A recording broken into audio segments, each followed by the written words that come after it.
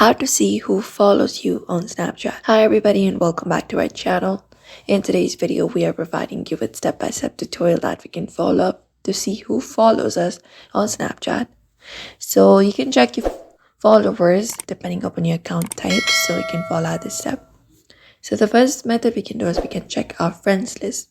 So open up the app and go to your profile option in the top left, the Bitmoji option, and go ahead and tap on it, and that will let us access our profile here. Now from the following section, all we gotta do is scroll down and look out for the option called My Friends and tap on it. And in the section right here, we'll be able to find the people who mutually follow us, and these are our Snapchat friends as well. This is one of the methods that we can follow. And if you have a public profile, we can check our subscriber. So once we are in the Bitmoji option, what we can do is we can tap on public profile. And inside here, we'll be able to see our followers count, profile views, engagement stats, and many more.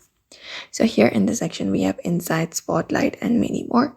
So you will be seeing it here. Snapchat does not show a full list of all the followers like Instagram. You can just go and tap on the section and you can see it up.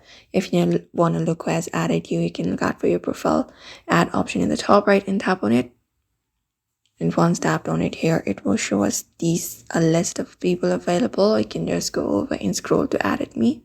Tap on friend request. And here you will be seeing people who have recently followed you or added you recently. You can just go over and tap on the plus add option to follow them back. And Snapchat is mostly mutual friendship based, so you do not get a full followers list unless you have a public profile. Private accounts only show friends, not full followers. Usually your friends are mutual followers, and the people that have added you are also people who follow you. And public profile will show you your follower insights. And that's it everybody for now. We hope this video was helpful. Make sure to give this video a like and also subscribe for more tips and tutorials.